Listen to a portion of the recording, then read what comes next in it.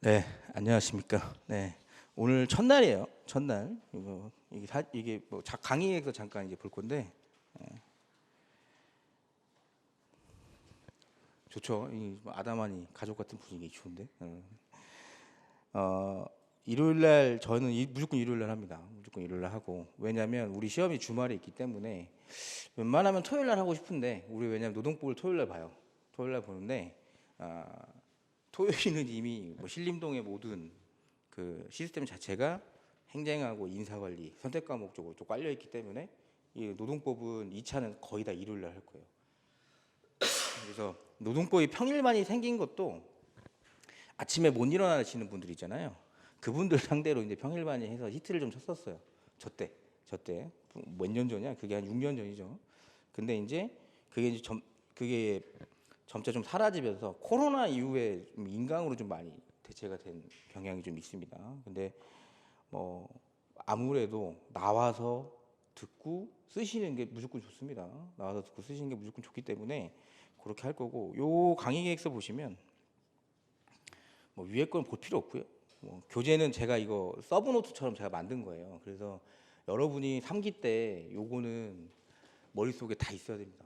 여러분 머릿속에 다 있을 거 다 있게 될 거예요. 결국엔. 그러니까 빠지지만 않으면 돼요. 제 수업은 안 빠지면 제가 자꾸 괴롭히니까 안 빠지면 돼. 그리고 약속을 하나만 하면 우리 창피해 하면 안 돼요. 답안지 쓰는 거를 창피해가지고 이거 하면 이럴 수 있지. 요즘 저 새끼가 나를 얼마나 얕볼까. 상관없어. 못하니까 쓰는 거잖아요. 못하니까. 차라리 아예 노베이스 아예 한 번도 써보지 않은 사람이 좋습니다. 만들어 줄 수 있잖아. 근데 자기만의 공부를 좀 오래 하셔가지고 자기만의 이런 고집이라던가 이런 게 있으면 고치기 더 힘듭니다. 안 고쳐져요. 이렇게 지적을 해줘도 알겠습니다. 자기가 생각하고 다음 시간에 시험을 봐도 그게 또 나와. 그러니까 지금 차라리 처음부터 잘 만들면 됩니다. 그래서 무조건 여기는 이해를 중심으로 무조건 할 거예요. 그래서 굉장히 천천히 나갈 거고요. 굉장히 하나하나 다 문구문구를 다 이해를 좀 시켜드리려고 할 거예요. 그래서 이해를 다 시켜드릴 거니까 어렵지 않아요. 그냥 이야기 듣는 것처럼 들으시고 대신 집에 가서 복습할 땐 오늘 제가 포인트로 찝었던 거 여기 그냥 아예 그 밑줄 표시가 되어 있거든요.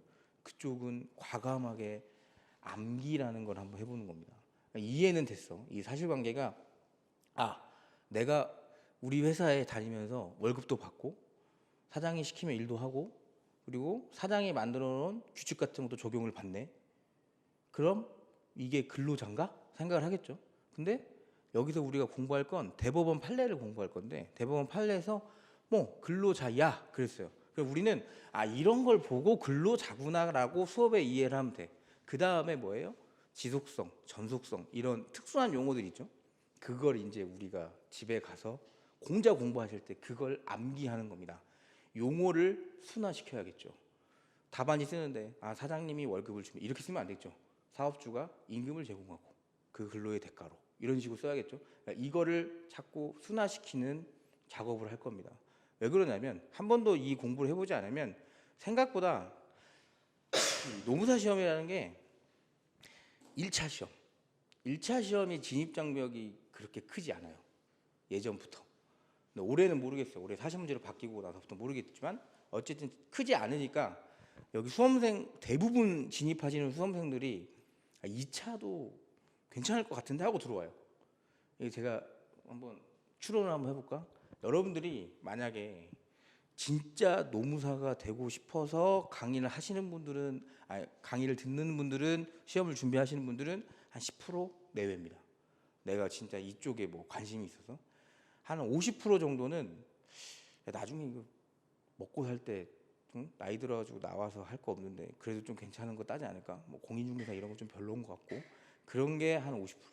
나머지 40%는 어떤 분들이냐면 스펙의 일종으로 따는 분들이 굉장히 많아요. 근데 스펙의 일종을 딸 때 여러분들이 제가 많은 수험생들하고 상담을 해보면 인터넷에 쳐요. 전문직이라고 치면 순위가 쫙 뜹니다. 딱 봐. 그리고 마음에 드는 걸 몇 개 선택을 합니다. 그리고 나서 뭐예요? 과목을 보겠지. 과목이 쫙 뜨죠. 비교를 합니다.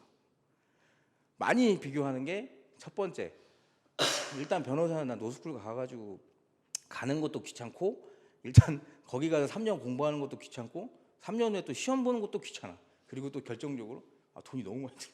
그리고 요즘에 막 너무 많다고 막 소리 나오니까 얘는 패스.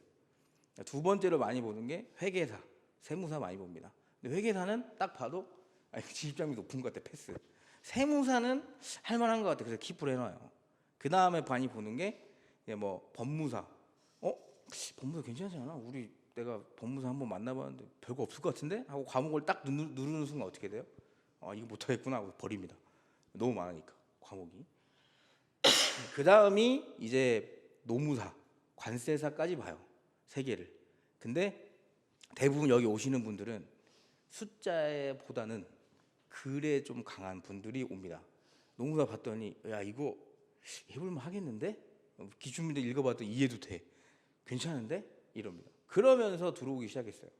그래서 올해 1차가 10,000명이 넘었죠. 그렇게 들어오는데 문제는 뭐냐면 이 시험이 다른 전문직 시험보다는 확실히 진입 장벽이 낮은 건 맞아요. 이거 수업 들었을 때 여기서 무슨 말인지 하나도 모르겠는데 아는 사람 하나도 없습니다. 오케이. 집에 가서 복습할 때도 잘 돼. 심지어 시간도 남으면 한번 복습 동영상 빠르게 돌려볼까 다 들어와. 근데 딱 적고 문제를 딱 풀려고 하잖아요. 한 글자도 써지지 않습니다. 이 시험이 그래요. 그건 무슨 말이냐면 여러분 머릿속에서 완벽하게 이해 플러스 암기가 돼야 쫙쫙 나오는 거예요. 제가 왜 말씀드리냐면 2차 시험의 합격률이 완전 이거예요. 그러니까 2차 시험을 가시면 거의 고등학교나 중학교에서 볼 텐데 한 반에 22명인가 봐요, 시험을. 그 반에서 저 때 2명이 됐거든요. 확률로 따지면. 지금은 한 반에 토익 시험 보러 가면 쫙 있죠, 고사장. 그 복도 안에서 1명 된다고 지금 1등을 해야 됩니다. 그러니까 너무 시험 보는 분이 많아요. 아마 이번에 거의 한 20대 1 가까이 나왔을 거예요. 내년에 더 많이 나옵니다. 작년에는 그래도 1차 시험 보시는 분들이 한 6,800명? 올해 10,000명이 넘었으니까 물론 많이 떨어졌습니다. 합격률이 30%로 박살났는데 합격 인원은 작년하고 비슷해요. 그만큼 사람이 많아졌어요. 근데 그 사람들이 또 올해 떨어졌다고 안 보냐? 아니, 한 번 더 봐. 그래서 2차 시험 또 들어올 겁니다. 올해는 더 많이 볼 거예요, 사람들이. 그래서 2차 시험은 제가 초반에 조금 기침을 합니다. 저도 자다가 오니까. 네. 근데 2차 시험은 어쨌든 무조건 이해 중심으로 가셨다가 2기, 3기 때는 막 써주면 좋아요. 그래서 그 작업을 제가 충분히 해드릴 테니까 처음에는 이게 좀 많이 귀찮고 어색할 수 있습니다. 이렇게 나는 그런 거 싫은데 나는 그냥 멀리서 듣고 싶은데 아니야. 우리 붙으려고 왔잖아요. 붙으려고. 그리고 솔직히 말하면 동차 시작하시는 분들은 지금 시작하면 가능성이 확실히 있어요. 1월부터 시작하시면 못 붙어. 절대.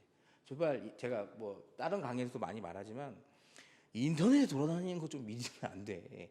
인터넷에 돌아다니면 본인이 직장생활 하면서 1년 만에 붙었다. 개뻥입니다. 개뻥. 그분들 다 다른 거 하다 온 사람들이에요. 안 돼.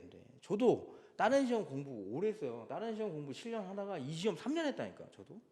물론 인사관리 때문에 그렇지만 어쨌든 제가 많이 떨어져 봐서 알잖아요. 많이 떨어져 봐서 아는데 이 시험이 그렇게 직장생활 하면서 요만한 시간 2시간 바짝 집중해서 할 수 있는 시험이 아니에요. 그분들 10년 가까이 하신 분도 있고 옛날 노무사부터 잘 해왔다가 거의 합격권에 왔는데 그만두고 직장생활 하다가 결혼도 하고 하다가 보니까 다시 하려고 한다. 그러면 옛날에 해놓은 게 있잖아. 그걸 갖다 쓰는 겁니다. 그러니까 제발 인터넷에 이렇게 나오는 거를 절대 믿으면 안 돼요. 한 달 하고 됐다. 1차 개뻥입니다. 될 것 같아? 1차 과목 들어보신 적 있어요? 1차 과목 들어보세요. 민법 같은 거 들어보시면 안 돼요. 일단 무슨 말인지 모르겠잖아. 여러분이 위기가 2번 올 건데 1차에서 민법, 2차에서 행정. 그래서 행정 같은 경우에는 여기 만약에 개강을 하게 되면 잘 들으세요. 용어가 익숙하지 않기 때문에 완전 멘붕 올 수 있습니다. 노동법은 용어는 익숙해요. 근데 뭐에 치이냐면 양에 취합니다. 양이 너무 많아요. 제가 작년에 2, 3기 때 여기 수험생분들한테 드렸던 자료 그 주제가 50개입니다. 50개가 여러분 머릿속에 있는 거예요. 나와도. 근데 그 50개에도 다 나오진 않았어요. 솔직히 말씀드리면. 한 문제를 못 맞췄어 제가. 근데 6문제는 그래도 나왔단 말이야. 5문제는 6문제 나오는데 그러면 나머지 한 문제는 어쩔 수 없어. 이 교재에서 나오는 수밖에 없어요. 근데 이 교재도 지금 얇잖아요. 제가 일부러 하드보드지 이렇게 안 해요. 이렇게 하면 600페이지 가까이 나와요. 이거 어떻게 볼 거야? 못 봐. 결국에는 이거 보고 이거 계속 보고 머릿속에 넣고 2단기 때 제가 문제 작업해서 만들어준 50개 주제 그것만 봐도 양이 어마어마해요. 그리고 우리는 2차 때 뭐야? 인사관리랑 행정이랑 선택 과목도 보셔야 되잖아. 그죠? 그러니까 그런 부분이 있으니까 지금 차근차근 할 때 이렇게 하고 복습하시는 방법은 뭐냐면 이게 수업을 하잖아요. 가서 월요일 날 오전이 되든 어쨌든 뭐 일요일 날 저녁이 되든 월요일 날 오전이 되든 천천히 한 땀 한 땀 읽어보세요. 연기 때는 복습을 그렇게 하는 거예요. 한 땀 한 땀 읽어보는 겁니다. 한 땀 한 땀 읽어봐서 다 읽었다. 그럼 덮어. 그냥 덮어. 그리고 예습하지 마세요. 와서 듣는 겁니다. 와서. 그리고 또 수업을 하면 이렇게 하면 한 땀 한 땀 복습을 하잖아요. 생각보다 되게 많이 걸려요. 이렇게 쓱 읽는 게 아니고 이렇게 하고 의미를 생각해보고 수업 시간에 아 맞다 이렇게 말했지. 아 그래서 여기에 밑줄이 이렇게 들어갔고 아 판례가 논리를 이렇게 펼쳤지. 이런 걸 생각하는 겁니다. 수업 시간에는 제가 얘기처럼 해드릴 거예요. 이런 사례가 있는데 그걸 보고 이렇게 말한 거다. 그러면 그걸 한번 떠올리면서 우리는 그 법적 용어 같은 거 대법원 판례들이 하는 용어 같은 걸 하는 겁니다. 여러분들이 수업을 들어갈 때 제일 먼저 중요한 건 우리는 시험에서 뭘 할 거냐면 결국엔 많이 들어보셨을 거예요. 판례가 추가돼요. 판례가. 이 판례가 뭐냐면 판례가 뭔지 알아야 되는데 판례가 뭐냐면 우리 뭐 TV 같은 거 보면 변호사들 나오는 거 보면 이렇게 막 상대방이 이렇게 있고 가지고 막 서로 주장하죠. 이 사람이 뭐 원고 P이고 뭐 이렇게 그러면 여기에 뭐 이렇게 한 3명이 앉아 있죠. 배석 이렇게 있고 보신 적 있어요? 조금 더 보신 적 있으면 요 가운데 있는 분이 마지막에 선고합니다 하면서 딱 말하죠. 그겁니다. 선고합니다. 피고가 패소했습니다. 만약에 이렇게 합시다. 그러면 야, 네가 졌어. 그럼 얘는 이유가 궁금하지 않겠습니까? 그죠? 그 이유에 대해서 설명을 하는 거예요. 이래서 이게 법원의 판결문이고 그게 판례입니다. 그게 여러분들이 암기를 해야 되고 그러면 여기서 여러분들이 이해를 해야 될 건 뭐냐면 결국 이 판례는 뭐예요? 판사들이 이런 사실 이런 걸 뭐예요? 얘네 둘이 막 서로 막 왔다 갔다 야 나 이래서 네가 잘못한 것 같은데 아니 나 잘못 안 했는데 이렇게 하는 거 자체를 사실관계라고 해요. 몰라도 돼요? 사실관계. 근데 이 법원은 뭡니까? 그렇지. 법의 판단을 내리는 곳이에요. 이 사람들은 무조건 법을 기준으로 합니다. 법원에 뭐 하는 데냐면 이런 사실관계를 법을 기준으로 해서 누가 맞다 틀리다 아니면 위법이다 위법이 아니다. 그래서 깜빵 가? 아니야 너 깜빵 안 가도 돼. 이런 걸 내리는 거예요. 그럼 이 이유에는 상대방이 이해할 수 있게 써놨겠죠. 그죠? 대신 법관들이다 보니까 법을 기준으로 쓸 수밖에 없는 겁니다. 그러니까 법에 조금 어색한 용어들이 있으니까 일반인들이 봤을 땐 너무 어려운 겁니다. 근데 우리가 공부를 하다 보면 알겠지만 판례를 두 문자 따서 외우는 게 아니에요. 절대. 왜? 사실관계가 있겠죠. 그 사실관계가 이해가 됐으면 당연히 법적 근거를 통해서 그런 이유들이 나올 수밖에 없어. 그거를 연기 때 배울 거예요. 그거를. 그러니까 절대 두 문자 따서 외우는 게 아니에요. 계속 읽으시면서 이해를 하세요. 아 맞아 그때 이랬어. 맞아 그때 이랬었어. 이래서 이 사람들이 이런 판결을 내렸었어. 결국엔 이거밖에 나올 수 없습니다. 그걸 뭐 1번, 2번 뭐 두 문자 따다다다닥 해가지고 좋지. 그럼 써질 것 같죠? 안 써져. 두 문자만 생각나. 그러니까 말이 쓰다가 꼬이는 거예요. 그걸 이해를 하자. 자, 결국엔 사람과의 관계에서 법원이 법을 기준으로 판단을 내려주는 거. 너 근로자 맞아. 너 해고 맞아. 이유는 이런 거야. 이게 이해가 되면 괜찮겠죠. 근데 왜 우리가 또 궁금할 수 있어요. 아, 선생님, 그러면 이건 알죠? 우리가 지금 봐야 될 건 뭐냐면, 우리 1차도 같이 해야 되니까 노동위원회를 가요. 부당해고 관련해서. 들어만 주세요. 노동위원회 가고, 여기서 만약에 이거 판결 마음에 안 든다면 중노위를 갑니다. 그 다음 어디를 가요? 행정법원을 가. 그 다음에 고등법원을 가요. 그 다음에 대법원 갑니다. 그러면 우리 노동관계 관련한 사건은 결국엔 한 번, 두 번, 세 번, 네 번, 5번 판결을 받았네.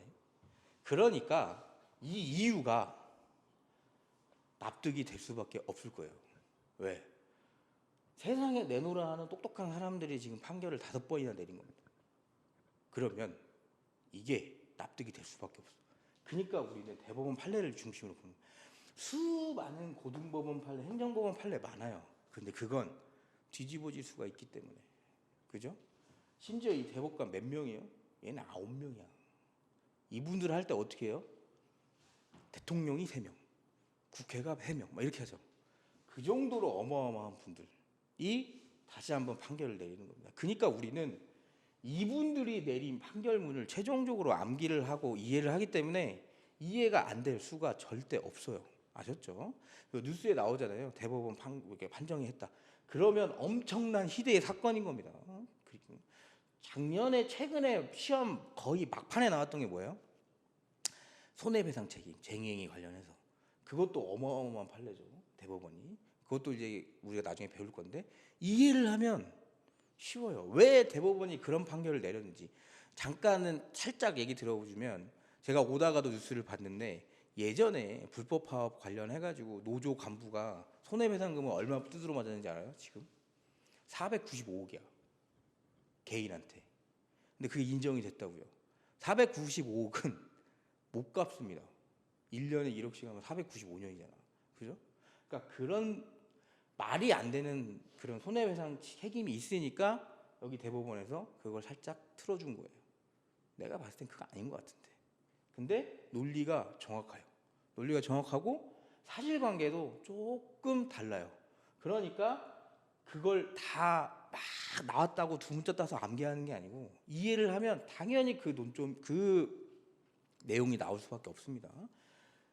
앞으로 우리 12월 10일까지는 무조건 이렇게 할 겁니다. 이야기처럼.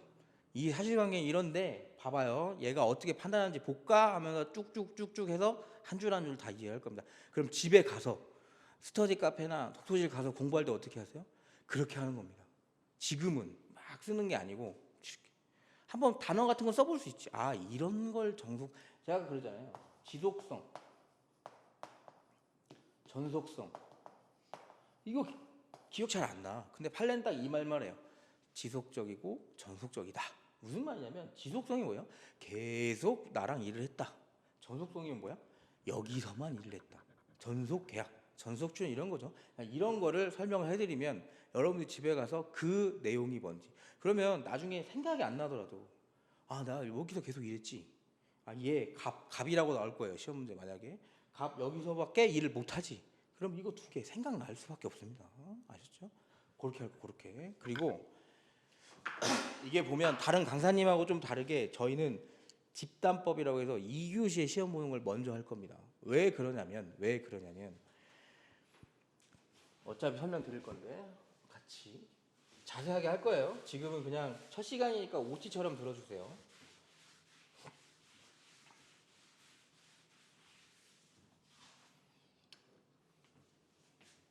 우리가 1교시에 보는 시험이,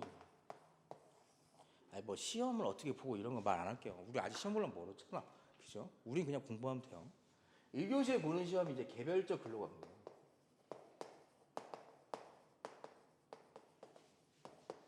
이걸 흔히 말해서 뭐 노동법 원 이렇게 말로 표현하죠. 우리 1차 시험에 노동법 원이라고 나오나요? 아마 그럴 건데. 2교시에 보는 시험이 집단적 노사합니다.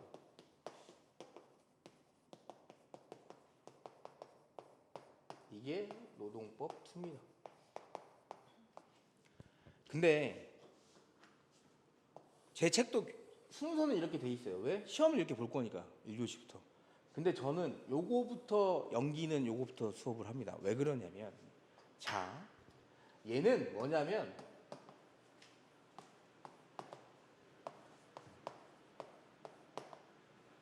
사용자랑 근로자랑 일을 할 거 아니에요. 그죠? 사용자가 근로자한테 일을 시켜요. 그럼 근로자가 이 일을 하면서 바뀌어야겠다. 이렇게 할게요. 사용자가 일을 시키면 일을 하죠. 그 다음에 얘는 근로의 대가로 돈을 주죠. 이거를 임금이라고 하는 거고 이걸 근로라고 하는 겁니다. 그러니까 우리는 이렇게 생각, 이제 연기부터 이걸 스탠스를 바꿔야 돼요. 일을 하고 돈을 받는다고 하는 게 아니고 근로를 제공하고 임금을 지급받는다. 이렇게 가는 겁니다. 그리고 가다 보면 뭐 평균 임금이 뭐냐, 통상 임금이 뭐냐, 그리고 일을 하다 보니까 그래? 그럼 정신적 근로냐, 육체적 근로냐 그냥 보세요. 그러다가 얘가 마음에 안 들어서 얘를 내보냈더니 이거 해고 아니냐? 해고를 할 땐 사유가 있어야 되고 절차가 중요한데 지켰느냐 이런 거. 지금 뭐예요? 보면 큰 틀에서 보면 1대1이야. 1대1이죠. 얘네들. 즉 이 둘 사이에 개별적인 일들을 주유하는 법입니다. 그러면 이해하기는 여기가 훨씬 쉬워요. 왜? 우리가 태어나서 알바를 안 해본 적은 없을 겁니다. 부모님한테 용돈을 받아서 너 구두 하나 닦으면 500원 줄게. 그지? 500원 받아서 일한 거 이것도 똑같아요. 결국에. 근데 아빠가 사용자냐? 그럼 얘기가 달라지는 거지. 그게 노동법입니다. 지금. 그게 개별적 근로관계예요. 어때요? 조금 지엽적입니다. 그래서 집단적 노동관계는 뭐냐면 사용자라고 표현을 할 건데 회사나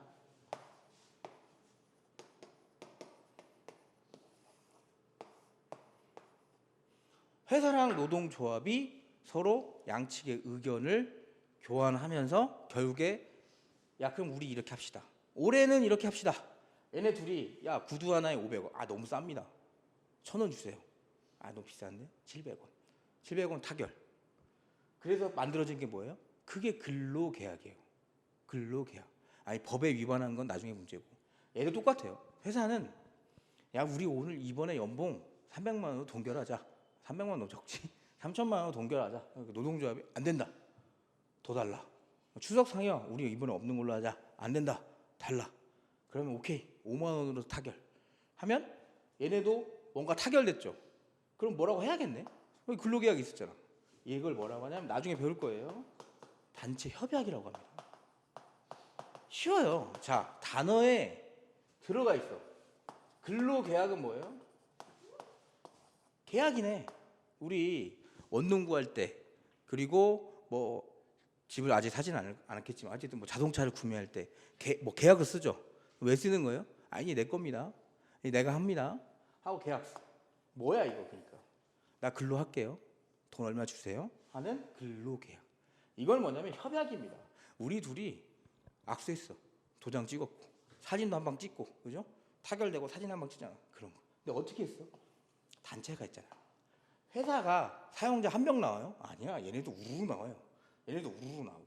그러니까 협약을 한 겁니다. 단체. 그 사이에 막 왔다 갔다 얘기했던 거 그걸 뭐라고 해요? 단체 교섭이라고 합니다. 얘기하자 이거지. 우리 영화 제목 같은 거 보면 교섭 이런 거 많이 있잖아요. 협상이랑 비슷한 거예요. 이 협상이나 없으면 안 되고 교섭. 근데 그 전에 단체 교섭을 하려면 내가 그냥 일하고 우리 회사가 1,000명이 넘습니다. 1,000명이 넘는데 내가 일을 해. 근데 내가 봐도 이 회사는 안 될 것 같아. 이걸 주장해야 될 것 같아. 그래서 제가 어제 입사했어요. 신입사원이에요. 제가 단독으로 회장실 찾아가서 비서한테 나 회장님 좀 만나러 왔다. 왜? 그러면 우리 회사의 이런 노동 인권에 대해서 우리가 고쳐야 될 것 같아서 왔습니다. 그럼 회장님 뭐라고? 비서님이 뭐라고요?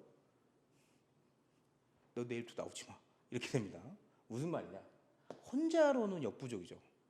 그지? 그러니까 얘네가 단체를 만드는 거예요. 그걸 뭐라고요? 단결권이라고. 모여서 힘을 합쳐서 얘기를 하자 이거지.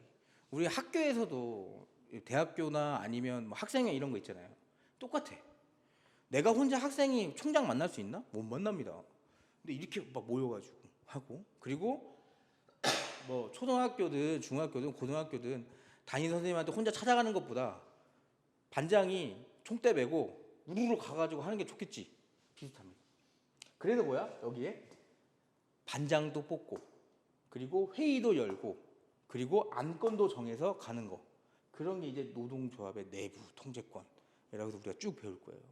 그러니까 집단법을 먼저 배우는 건 뭐냐면, 자, 회사랑 노동조합이 이러한 단체 교섭, 단결권, 단체 협약 이런 걸 통해서 만들어진 큰 틀. 그 다음에 뭐예요? 1대1로 얘기하는 거야. 이 틀은 뭐야? 상여금 10만 원. 근데 내가 좀 이뻐가지고 20만 원 줄 수 있죠. 사용주가 일 잘하니까 20만 원. 연봉이 뭐 통틀어서 우리 5천 하면 5천원 동결되나요? 일 잘하면 더 줄 거 아닙니까? 그죠? 그런 거 얘기해야 될 거 아니야. 그러니까 큰 틀에서 단체 협약이 만들어지면 세부적인 걸 들어갑니다. 그래서 연기만 이렇게 할 거예요. 연기만 요거를 먼저 볼 거예요.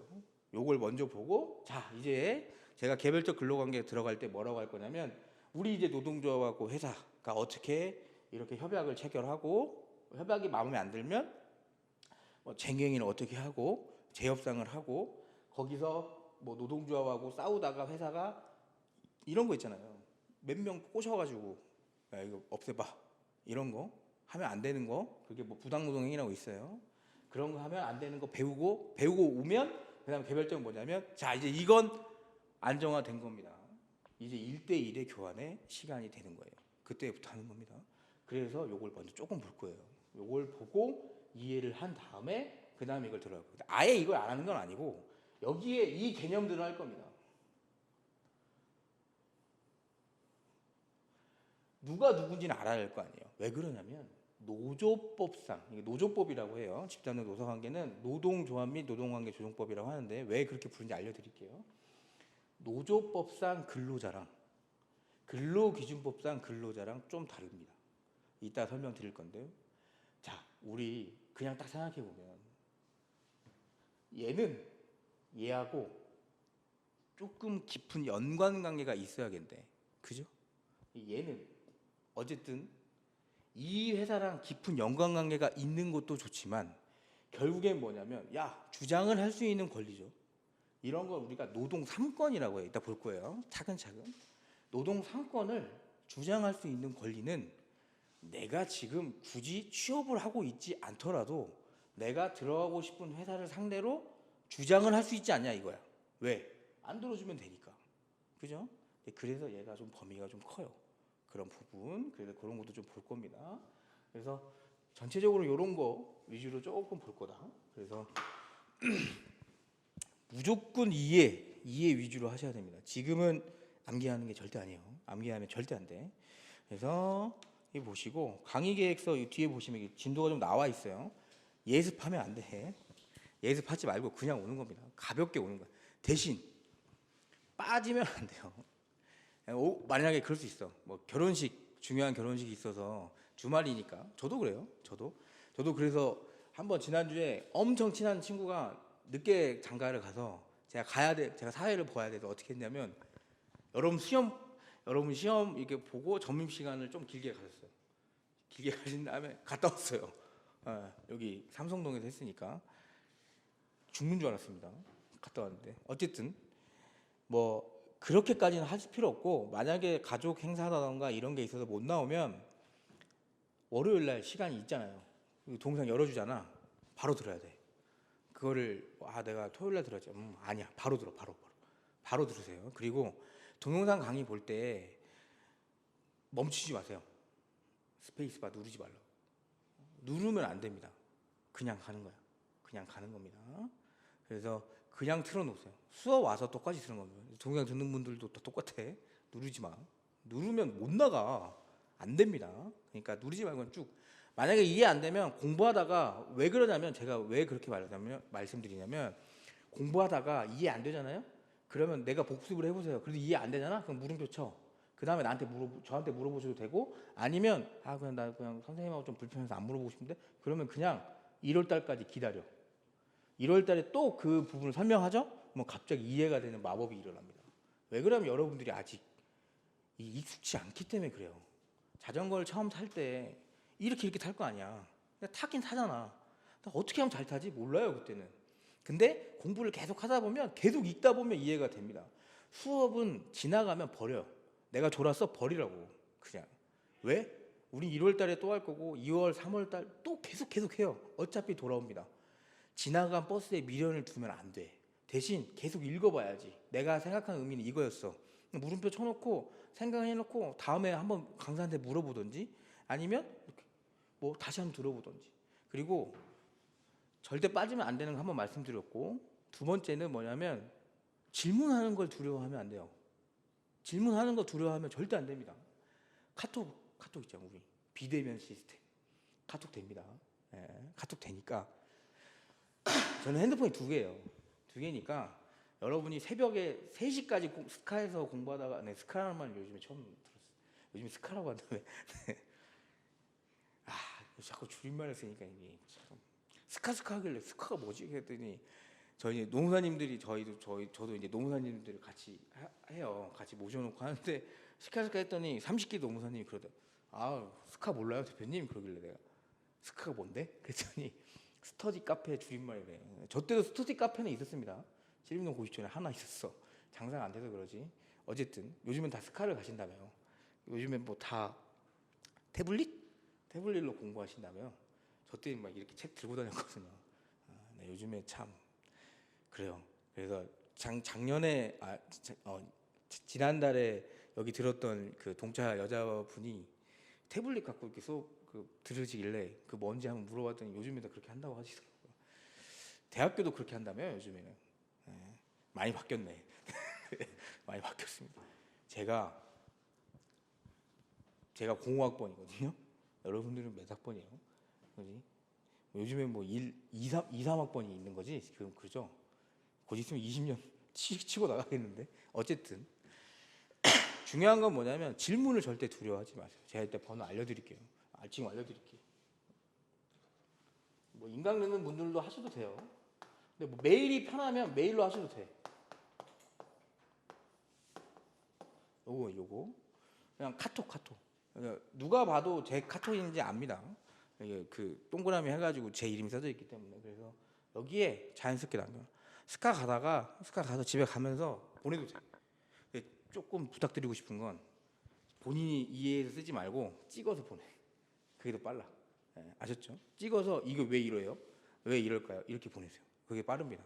그러니까 뭐 알겠어. 친절하게 해주려고 본인이 이렇게 해석하고 이렇게 하는 건 알겠는데 그것보단 그냥 찍어서 잘 이해가 안 됩니다. 이게 좋아요. 왜? 이거 제가 다 친 거라서 제가 이해를 하고 있으니까. 아셨죠? 그래서 그렇게 하면 될 것 같아요. 그 2가지만 조금 잘 하고 그리고 하나만 더 말씀드리면 여기 지금 어차피 들으러 왔고 어차피 어려운 시간에서 왔으니까 강사를 최대한 이용하십시오. 어차피 이 사람도 시험을 봤던 사람이잖아요. 그러니까 수험 생활에 어려움이나 이런 게 있어. 근데 아무거나 물어보셔도 돼요. 나 솔직히 말해서 노무사 시험 준비를 하겠는데 솔직히 노무사가 뭐 하는지도 모르겠고 솔직히 내 노무사 따가지고 비전이 있는지도 모르겠고 이런 궁금한 점 물어보셔도 됩니다. 근데 물어보면 안 되는 게 하나 있습니다. 뭐냐면 선생님 제가 요즘에 공부가 잘 안 돼서 힘듭니다. 이런 건 안 돼. 왜? 공부만 하면 되니까. 무슨 말이냐면 슬럼프는 없어요. 우리가 만들어내는 허상이야. 아셨죠? 저는 슬럼프를 믿지 않습니다. 절대. 저는 슬럼프가 없었어요. 왜 그러냐면 난 계속 공부했거든. 그래서 계속 떨어졌지. 그럼 제가 머리가 나쁜 것 같긴 한데 어쨌든 이 머리가 나쁜 애도 붙었으면 계속 공부를 하면 붙어요. 제발 슬럼프 자기 혼자 슬럼프 만들어가지고 막 그건 좀 이해가 돼. 이별 오케이 그거 내가 일주일 좀 봐줄게요. 근데 슬럼프는 자기가 만드는 겁니다. 책상에 앉아 있는데 공부가 잘 안 된다. 막 글씨가 막 잘 안 보이고 뺨때기를 한 대 딱 때려봐. 갑자기 공부가 됩니다. 여러분 잘 생각하세요. 시험을 붙으면 그때부터 학원 안 와도 돼. 그리고 그때부터 내가 어디 가서 제가 신기한 경험이 했던 게 뭐냐면 예전에 저는 수험 기간이 길었잖아요. 다른 시험도 오래 했으니까. 물론 합격하면 1차도 합격하고 막 그러면서 나도 꿈을 꿔봤겠지만 제가 그래서 여기 서초동에 친구들이 많단 말이야. 근데 그때 보면 자격지심도 많겠지 저도. 그러면서 이 시험 하면서 자격지심이 많았어요 저도. 근데 그 전까지는 해봤자 요만큼 대학원 가가지고 교수님이 알바 시킨 거 요만큼 하고 한 10만 원 받고 요만큼 하고 막 뭐 애들 시험 볼 때 조교하면서 한 15만 원 받고 이런 게 다였어요. 일해본 게. 근데 이거 하고 나서 일을 해보니까 수습 기간은 당연히 돈이 안 되고 개업을 하고 어려운 시기가 좀 지나서 안정화되고 하면 여러분이 어디 가서 말을 하면 돈을 준다고요. 신기하잖아요. 그리고 또 많이 주고. 그러니까 그런 게 있으니까 슬럼프 잠깐이면 됩니다. 우리 시험 1년에 한 번 있죠. 내가 그 슬럼프 잠깐 이렇게 해가지고 공부 안 한 것 때문에 0.1점 차로 떨어질 수 있어. 진짜로. 아셨죠? 그러니까 그런 거. 그러니까 제가 노무사 시험 같이 했을 때 신기하게도 지금은 다 됐습니다. 작년에 최종적으로 저랑 같이 스터디에서 공부했던 여자애가 마지막으로 됐어요. 그분 몇 년 한 거야 지금? 8년 한 거야. 8년. 그러니까 그분이 그렇게 했단 말이야. 슬럼프가 와 계속 너무 잘하는데. 근데 결국엔 붙어요. 뭐예요? 자기랑 같이 공부했던 사람은 지금 이미 여기에서 이렇게 하고 뭐 사무실도 차려놓고 이렇게 하는데 그 친구는 이제 수습이잖아. 이제 수습 끝났거든요. 그러니까 이게 조금만 빠르면 돼요. 잠깐 힘들면 돼요. 제가 진짜 존경하는 선배가 한 명인데 그 저희 학교 선배였는데 그분은 이제 저랑 똑같은 시험을 한 건 아니고 그분은 이제 경찰 간부 시험이라는 걸 했어요. 경찰 간부는 이제 조금 높게 시험을 그 경찰대 나온 사람들보다 좀 높게 되는 사람 그 시험인데 그분이 그 시험을 하면서 어떻게 했냐면 제가 이제 대학교 때 고시반에 있었는데 진짜 뚝뚝 소리가 나는 거예요. 뚝뚝 물 떨어지는 소리가. 그래서 좀 물 되나? 봤는데 그 형님이 잠이 오니까 샤프심으로 허벅지를 찌른 거예요. 1년 만에 됐습니다. 그렇게 해야 됩니다. 그 형이. 근데 난 그래서 그 형님이 진짜 미친놈인 줄 알았거든. 근데 나중에 합격하니까 정상이더라고. 네, 지금도 연락 자주 해요. 근데 그 형님이 그때 그런 이유가 있긴 했었습니다. 집안 사정도 그렇고 올해 아니면 이제 본인 이 시험을 준비할 수 없는 그런 갑자기 부모님이 돌아가시기도 했고 그러니까 본인이 잡고 한 거예요 진짜. 그래서 그렇게 하면 됩니다. 근데 우린 그렇게까지 할 필요 없어. 우리 시험은 그 정도까지는 아니에요. 그거 진짜 어려운 시험이고 왜냐면 그 시험은 1년에 50명 뽑아요. 50명. 우린 300명이나 뽑잖아. 그죠? 괜찮지? 미안합니다. 어쨌든 우리는 고를 수 있어. 그래서 그 정도까지는 아니어도 제가 이 농사 시험 하는 것 중에 제가 지금 이제는 뭐 기업으로 갔는데 작년에 저희 쪽에 일했던 제가 데리고 있던 노무사님이 친구가 너무 없어서 진짜 거짓말 안 하고 뭐 식당 아줌마하고 친해져고 얘기하고 커피숍 그 알바하고 친해져서 얘기하고 그랬대요. 그래서 제가 대단하다. 그렇게 해서 2년 만에 붙었다고 하더라고. 그렇게 다녀야 돼요. 그리고 남의 시선을 신경 쓰면 안 돼. 예민할 필요도 없습니다. 그러니까 그냥 그러려니 하세요. 그러려니 하면 돼요. 그리고 뭐 만약에 이런 거 있지. 내가 스터디 카페 다니고 아니면 여기 그 뭐지 신림동에서 원룸이나 아니면 오피스텔 사는데 옆집이 막 시끄러워. 근데 그냥 잠은 잘 수 있을 것 같아. 일상생활에 지장은 없어. 그런 거 아니야. 일상생활에 지장 있으면 신고해야 하고 막 뭐라고 해야죠. 근데 그 정도 아닌데 그냥 심장이 좀 쓰여. 짜증이 좀 살짝 나. 그러면 언제 말하면 돼요? 우리 내년에 2차 시험 끝나고 그 다음날 말하면 됩니다. 아셨지? 괜찮아. 굳이 만나서 싸우지 마. 근데 제가 남자분들보다는 여자분들이 은근히 이게 붙은 경우를 봤어요. 굳이 이렇게 막 쪽지로 막 서로 싸우지 마. 왜? 그 쪽지 쓰는 시간에 신경 안 쓸 것 같죠? 세상에 아무리 멘탈이 강한 사람은 없어요. 옆에서 좀 건들면 신경이 쓰일 수밖에 없습니다. 사람이. 수험생은 더 예민해. 그러니까 그냥 물 흘러가듯이 버리면 돼. 얘 그래. 뭐 떨어지면 뭐 또. 여러분 신기하게 합격하고 나중에 뭐 옆집이 좀 시끄럽고 그래도 신경 별로 안 씁니다. 저 이사 왔는데 윗집에 아기가 둘이 키우시더라고. 엘리베이터에 만나는데 저기 아기가 둘이 있어가지고 그럼 쿵쿵거려 죄송합니다. 괜찮습니다 했는데 어떻게? 야 쿵쿵거리는 수준이 다르긴 하더라고. 하여튼 어쨌든 상관없습니다. 상관없어요. 아기잖아요. 그러니까 뭐 이렇게 좀 여유로워지. 저도 옛날에 예민했습니다. 예민했어. 근데 지금은 지나고 나니까 다 그게 쓸데없는 고민이더라고요. 그래서 신경 안 써도 되고 이렇게 그 세 개만 조금 중점을 두고 하시고 여기 보시면 여기 우리 11회차, 12회차에 모의고사 있어요. 모의고사. 아까도 잠깐 설명을 드렸는데 어차피 민강 듣는 분도 같이 설명을 드려야 되니까 이 모의고사는 9시 30분에 오시면 75점을 볼 거예요. 75점. 50점, 25점 이런 거 안 봐요. 왜? 우리는 1교시 시험 제기를 여기서 처음 하는데 1교시가 75점이에요. 75점. 75점이면 몇 분? 75분입니다. 75분. 아셨죠? 그러니까 1분의 1점이야. 1분의 1점. 근데 세 문제 나옵니다. 세 문제 나올 거고요. 단문이나 이런 거 안 내고 사례 내고 사례. 그래서 사례는 알려주는 게 아니고 사례는 안 알려주고 주제를 알려줄 거예요. 주제. 그래서 여러분들이 이제 이거 좀 지울게요. 주제를 알려드리면 이런 거예요. 이따 우리가 볼 건데 오늘 배운 것 중에 이거 배울 거예요. 근로기준법상 근로자라는 주제를 알려드리면 제가 사례를 만들 겁니다. 이만큼. 갑이라는 사람이 A 회사에서 근무를 하면서 짜자자자자 이렇게. 그럼 여러분들은 이 주제를 공부를 해오면 되죠. 그리고 뭘 해야 돼? 이거 알려드릴 거예요. 문제의 소재. 뭐냐면 시험제를 딱 봤는데 2차 시험에 나 근로기준법상 근로자 애웠으니까 근로기준법상 근로자 따라따라 쓰면 교수님은 뭐예요? 우리가 이 얘기를 안 드렸구나.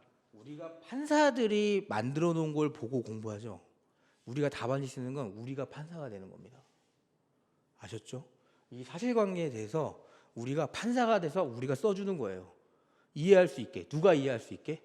이 사람들은 국민이 이해할 수 있게 아니면 피고가 이해할 수 있게 진 사람이 이해할 수 있게 하는 건데 우리가 답안지 쓰는 건 누가? 교수들이 이해할 수 있게. 그리고 교수들이 원하는 답안지가 나올 수 있게. 법규정 있고 판례 문구 있고. 오케이?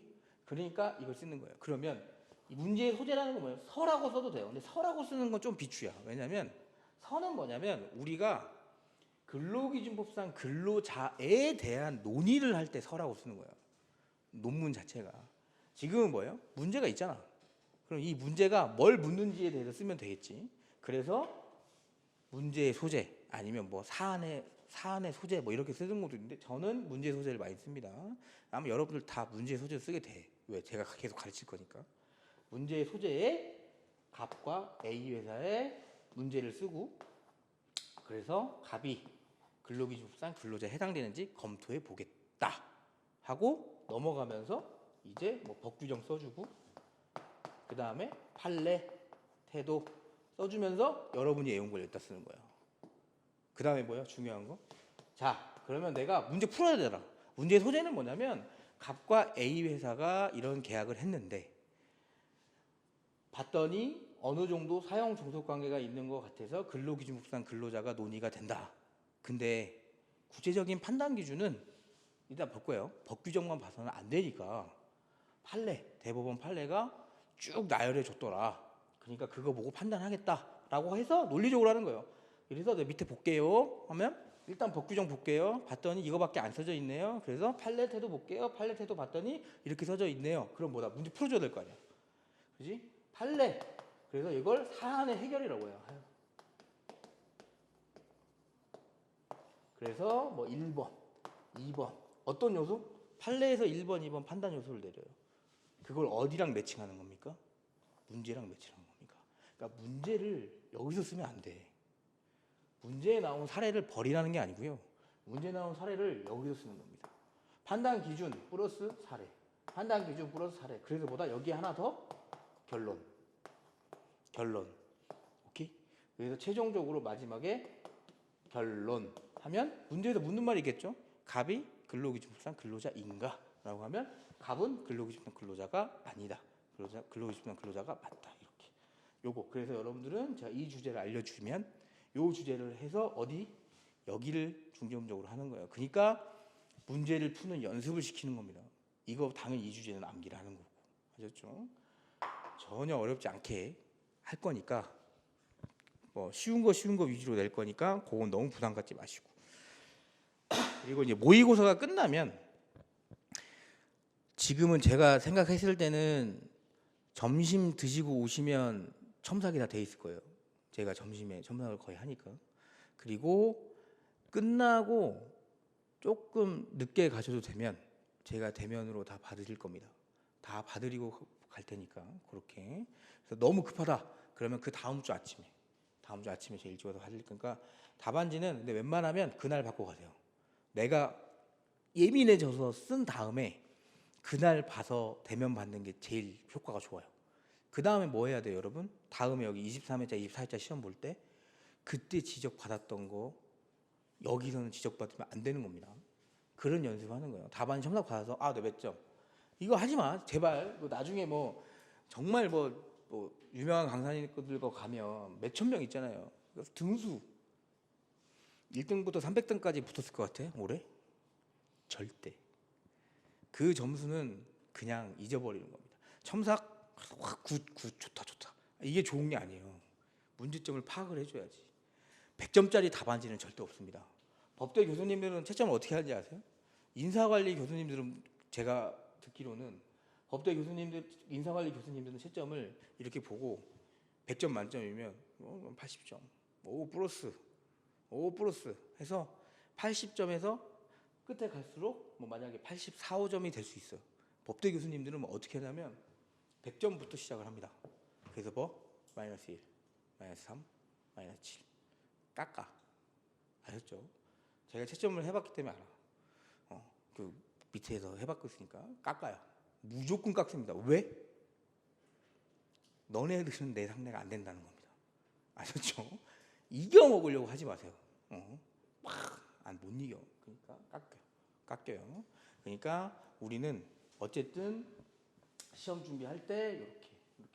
그래서 지적받은 사항을 제가 말씀을 드릴 거예요. 그러면 2점 깎일 거 1점 깎이는 겁니다. 아셨죠? 그러니까 이게 좀 이 법적 용어에 미숙하면 어투가 자꾸 법적 어투가 안 나오고 일상 구어체냐? 일상 언어가 나오거든요. 그러면 안 돼요. 그거 되게 싫어합니다. 법적 언어를 내는 거예요. 하였습니다. 한다. 오케이. 존댓말 쓰면 안 될까요? 그냥 반말해도 돼요. 아셨죠? 그렇게. 그래서 그렇게 좀 보실게요. 앞에 잠깐 하고 좀만 쉴게요. 앞에 여기 보시면 여기 앞에는 목차고요. 1페이지 잠깐 가보시면 제가 아까 잠깐 했던 얘기가 여기 있습니다. 여기 있어요. 그래서 1페이지 보시면 자, 헌법의 노동 조항인데 우리 법전 갖고 오셨죠? 우리 법전 갖고 왔으면 우리 요거 한번 펴봅시다. 펴봐요. 앞에 폈더니 뭐가 있어요? 맨 앞에 헌법이 있어. 헌법. 그죠? 그러니까 헌법 우리 조항이 여기 32조 이렇게 나오면 헌법 32조를 한번 펴보세요. 많이 피는 연습을 해보세요. 그래야 실전에 시험 가서도 빨리빨리 찾습니다. 빨리빨리. 32조 봤더니 모든 국민은 근로의 권리를 가진다. 국가는 사회적 경제적 방법으로 근로자의 고용 증진과 적정 임금 보장에 노력해야 되고 법률이 정하는 바에 최저 임금제를 시행해야 된다. 자. 1항만 보면 돼요. 뭐 2, 3항, 4항은 다 중요한 거니까. 1항 보면 우리가 앞으로 노동법이 뭘 배울지 정확하게 나와 있습니다. 32조 1항은 개별적 근로 관계에 대한 얘기예요. 잘 볼게요. 모든 국민은 근로의 권리를 가지는 거죠. 의무가 아니고. 그러니까 내가 일을 할 수 있는 겁니다. 일하고 싶으면 일을 할 수 있는 거예요. 근데 국가가 사회적 경제적 방법으로 고용 증진과 적정 임금 보장에 노력해야 된다. 그렇지. 내가 1시간에 지금 9,620원이라는 최저시급이 있는데 이 사람하고 합의를 했더니 이 사람이 900원만 줘도 일을 한대. 그래서 썼어. 그러면 앞에 문구까지만 보면, 첫 문단까지만 보면 국민이 일을 한다고 해서 일을 했고 사회적 경제적으로 내가 고용 증진도 시켜줬고 임금도 좋네. 900원. 그죠? 근데 그게 적정 임금이냐는 다른 문제지. 그래서 뭐예요? 뒤에 보면 법률. 그게 뭐냐면 그게 노동법입니다. 근로기준법. 노동법이란 명칭은 없어요. 근로기준법.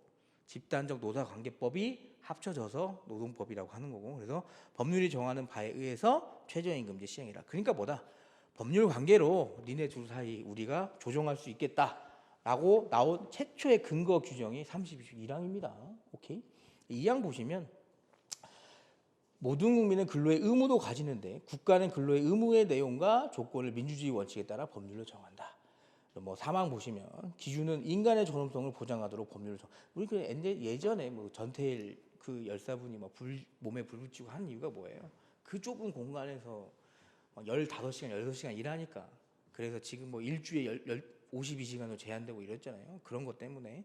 그리고 4번 보시면 여자의 근로는 특별한 보호를 받을 수 있다. 여기가 이 특별한 보호가 뭐냐면 이거 1차에 나오면 좀 많이 틀리시던데 남녀 평등이니까 이런 거 그게 아니고 특별한 보호는 뭐예요? 여자분들은 아가를 가질 수 있잖아요. 그 부분에 대한 보호예요. 출산 휴가나 육아휴직 같은 거. 그래서 특별한 보호를 받고 고용임금 및 근로조건에 있어서 부당한 차별을 받지 않는다. 육아휴직 복직하고 그러면 부당한 차별 받으면 안 되겠지. 연소자의 근로는 특별한 보호. 얘네 왜 그러냐면 이해하기 쉽게 말씀드리면 얘네 키 커야 되는데 자꾸 잠 안 자고 일하니까 그래서 그러는 거예요. 그리고 공부하라고. 그래서 6항 보시면 국가유공자 상해 군경은 뭐냐면 거기 좀 그런 분들 있죠. 월남전 참전했다가 좀 다치신 분들. 전몰 군경은 못 찾은 분들입니다. 그런 유가족은 법률이 정하는 바에 따라 우선적으로 근로의 기회를 부여한다. 국가유공자들 혜택이 있는 거 있죠. 그러니까 32조는 뭐예요? 결론적으로 사용자랑 근로자 관계에 어느 정도 보호를 국가가 껴가지고 보호해주겠다. 이 사람들은 조금 더 보호해줘라 이런 겁니다. 그러니까 32조는 개별적 근로관계랑 좀 관련이 있는 근로기준법의 모태가 되는 법 규정이라고 보시면 됩니다. 보기만 하시면 돼. 이거는 뭐 그냥 잊어버리시면 됩니다. 1차 하시는 분들 좀 꼼꼼히 봐주세요. 이거 문제 한 문제씩 나와요. 아셨죠? 노인을 보호해야 된다는 규정이 있어요? 여기에? 없어. 그런 게 1차에 나오는 거예요. 그런 거. 만 60세 이상의 노인을 특별하게 보호하는 헌법상 규정이 있다. 없습니다. 그게 답인 거지. 노마자 2번 보시면 이게 노동상권인데 우리가 이제 볼 건데 아까 요거예요. 우리 모이자. 말하자. 협약도 체결하자. 이겁니다. 우리 모이자. 말하자. 협약도 체결하자. 33조. 헌법 33조인데 한 장 넘기면 바로 있어요. 33조 1항 보시면 근로자는 근로조건의 향상을 위하여 나오네요. 그죠? 단결, 모여라, 교섭, 말하자. 그리고 단체 행동권은 뭐냐면 요겁니다. 여기 빠먹었네. 단체 협약을 체결하려고 하는 거예요. 우리의 목적은. 둘이 나와가지고 얘기하면 근데 협약이 이렇게 만나가지고 우리 이거 할 건데요. 그래 모여 만나. 그러니까 미팅을 해. 미팅이라고 하긴 그렇고 교섭 1차를 했습니다. 얘기했더니 말이 잘 통해. 그래서 협약 체결합시다. 이렇게 되면 우리가 TV에 보고 있는 그런 사태가 일어날까? 일어나지 않겠죠. 교섭 자체가 안 되는 경우도 있고 교섭을 하면서도 협약이 체결 안 되는 경우도 있죠. 근데 그게 만약에 회사가 일방적으로 그냥 안 나와. 그러면 우리가 뒤에서 보는데 단체 교섭의 거부 혜태는 뭐냐면 이런 거 있죠. 거부는 나 안 해. 이런 거고 혜태는 우리 언제 할까요? 기다려봐. 나 지금 밥 좀 먹고 올게. 이거 언제 할까요? 기다려봐. 나 화장실 좀 갔다 올게. 언제 할까요? 야 오늘 늦었는데 내일 얘기하자. 이런 게 혜태예요. 무슨 말? 아니면 나왔는데 막 얘기하다가 막 카톡 막 하고 있고 막 얘기하는데 막 오늘 손흥민 축구 잘했냐? 막 이런 거. 어제 교체상 했던데. 어쨌든 어제 보다 잤어. 어쨌든 그런 게 혜태예요. 그런 거는 처벌받을 수 있습니다. 회사가 어디에 우리가 뒤에서 보는 노사관계법에 관련해서. 근데 문제는 뭐냐면 거부 혜택 이런 유형에 해당이 안 되고 말 그대로 교묘하게 이렇게 갖고 노는 거예요. 노동조합을 이렇게 얘기했더니 그 부분은 힘들 것 같고 그 부분은 안 될 것 같고 자꾸 조건은 그럼 근거를 가져와 하다 보니까 누가 봐도 얘네가 머리 써가지고 자꾸 교섭을 애매하게 하고 피해가고 법적 태도 얘네도 다 변호사 노무사들 있을 거 아니야. 다 피해가고 있어. 그럼 뭐 하는 거야? 얘네가 안 들어줘? 오케이. 우리가 단체 행동할 거야. 이게 뭐예요? 이게 쟁위행위라고 합니다. 파업이라는 말 들어보셨을 거야. 파업. 우리 아내 철도노조 파업하잖아. 그런 거 비슷합니다. 얘기를 해도 이게 교묘하게 피해가면 안 되는 거야. 협상 나와요. 열심히 임해요. 근데 뭐야? 회사가 일주일 후에 저희가 검토해본 결과 해드릴 수가 없습니다. 이래버리면 시간만 끄는 거잖아요. 그러니까 뭐다? 안 들어주면 우리 파업하겠다. 빵! 그러니까 단체 행동권 대신 헌법상 보장되고 있는 단결권, 단체 교섭권, 단체 행동권은 헌법에서 주고 있는 거죠. 뒤에 뭘로 끝났어? 법을 위반한 단결권, 단체 교섭, 단체 행동권은 인정을 안 해줍니다. 왜? 헌법에서 보장하고 있는데 법 자체를 어기는 걸 보호할 필요가 있어요, 없어? 없어요. 그래서 여기서 여러분이 그냥 상식적으로 다 생각했을 때 어디에 노동조합이 가장 법을 많이 위반할 것 같아요? 이거야. 단체 행동권. 왜? 파업을 어디서 하니까? 쟁행 어디서 해요? 사업장에서 하죠.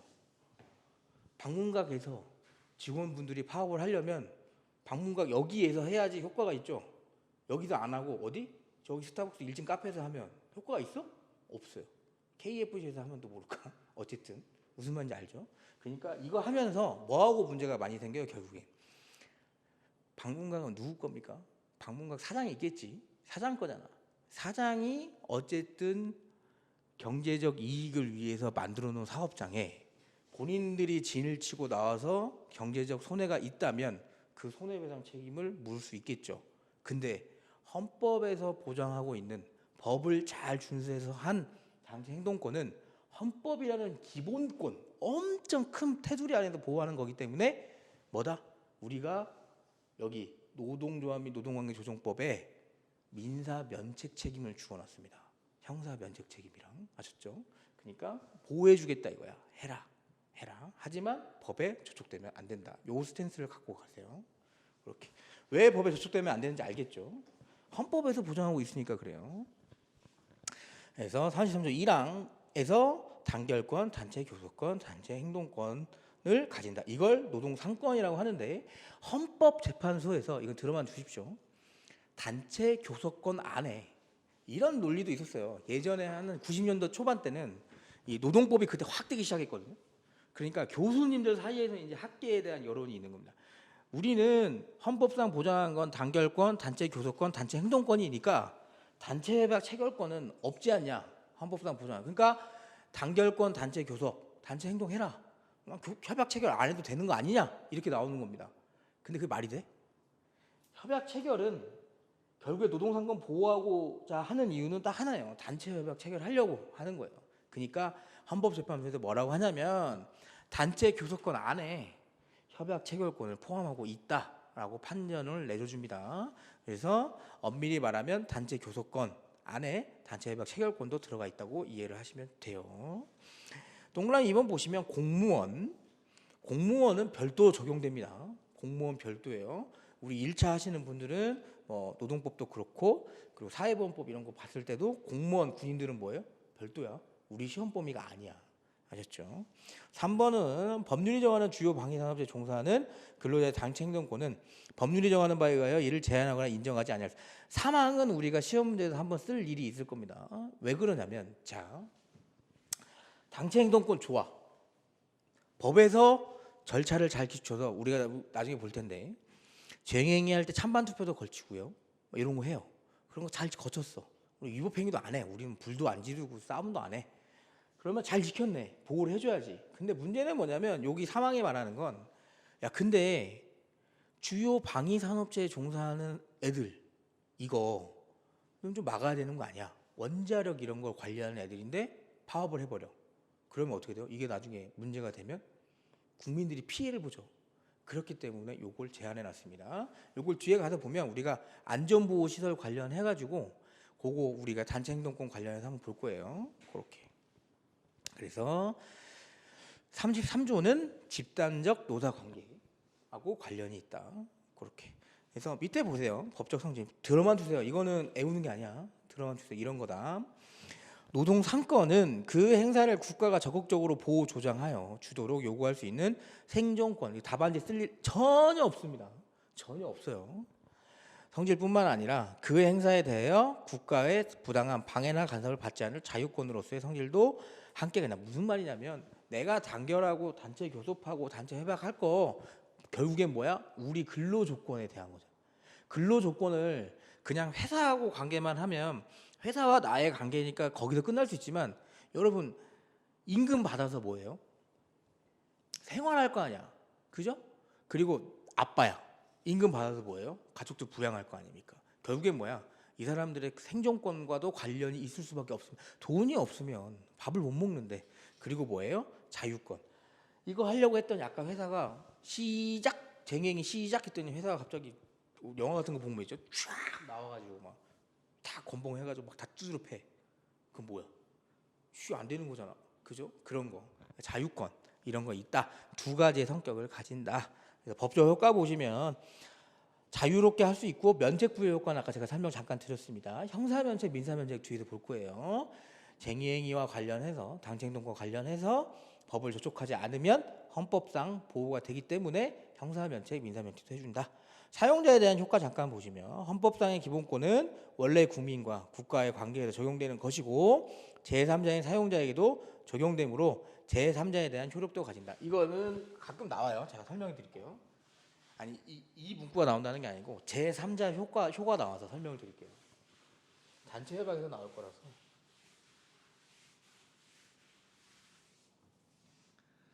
우리가 일반적으로 계약이나 협약이나 다 똑같습니다. 결국에는 양 당사자가 모여서 이렇게 합시다 라고 어떤 일정한 내용에 대해서 합의를 한 거잖아. 그러면 만약에 이런 경우입니다.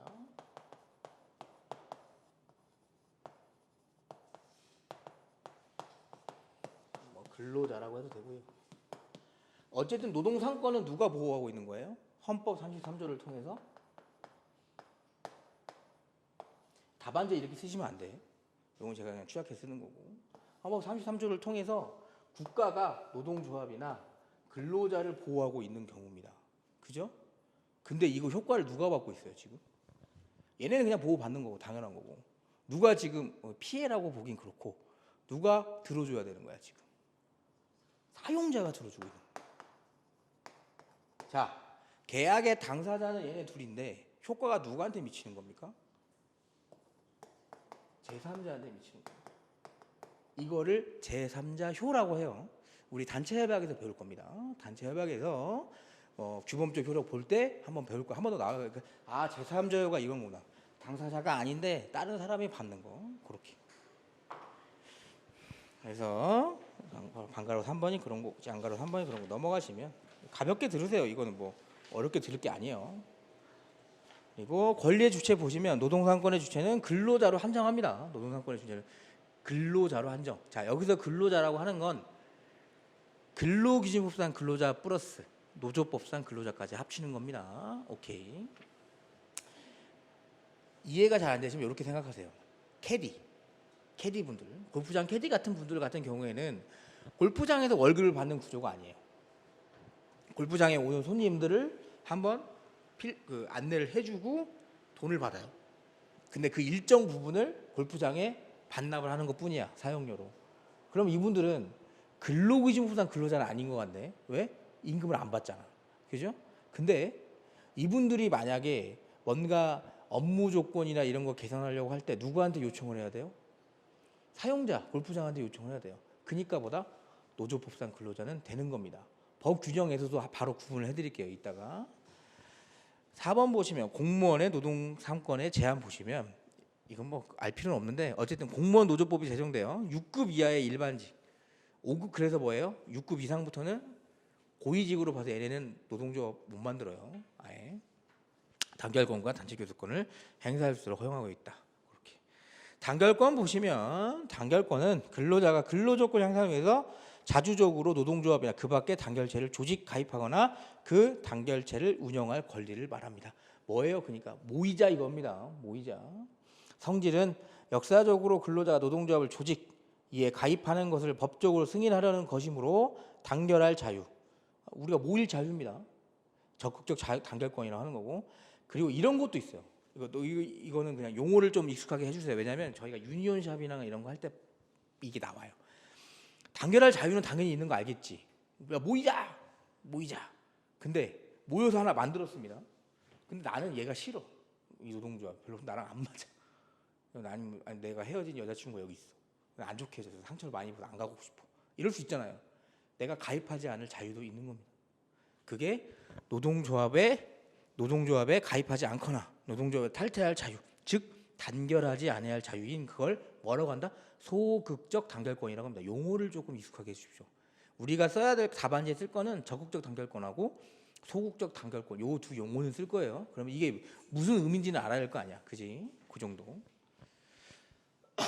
단체 교섭권은 근로자가 단결체의 대표를 통해서 사용자 측과 단체 교섭을 할 권리고 넓게는 그 교섭의 결과에 합의된 단체별 체결할 권리. 오케이? 이게 아까 헌법재판소의 판정입니다. 단체별 체결할 권도 하겠다. 밑에 있네요. 헌법재판소는 비록 헌법이 위 조항에서 단체별 체결권을 명시하여 규정하고 있지 않다고 하더라도 근로조건 향상을 위한 근로자 및 그 단체의 본질적인 활동인 자유인 단체 교섭권에는 단체별 체결권이 포함되어 있다는 입장이다. 오케이? 이해가 되죠? 이거. 그럼 나중에 이제 마지막 단체 행동권 봅시다. 행동권은 뭐냐면 결국엔 쟁의권, 쟁의 행위를 할 수 있는 권리입니다. 그래서 파업이나 태업도 맞아요. 태업은 뭐예요? 일을 애매하게 하는 거예요. 애매하게. 그리고 그 주장을 관철할 목적으로 업무를 저해야 하는 행위입니다. 업무를 저해야 돼. 그러니까 방문가에서 파업을 할 거면 업무를 저해야 돼요. 업무를. 대신 업무를 아예 못하게 하면 안 돼요. 그걸 우리가 쟁의행위 파트에서 볼 겁니다. 성질 보시면 면책부 효과 정당한 쟁의행위, 그죠? 정당한 쟁의행위에만 민형사 면책이 되는 거고 위법한 쟁의행위가 되면 그런 거 없습니다. 그런 거 없어요. 이런 거지. 방문가에서 하는데 한 명이 돌발적으로 막 다 때려 부셨어. 모니터를. 이래야지 반응이 온다 하면서. 그러면 노조는 어떻게 해야 돼요? 뒤에서 배울 건데. 아니 얘는 관련 없는데요? 빠져야 됩니다. 그러면 결국엔 얘가 개인별 손해배상 책임을 받아요. 그게 조합원 개인 책임이고 그런 거 뒤에서 다 할 겁니다. 오케이. 여기까지 하시고 4페이지 쉬었다 나갈게요. 4페이지.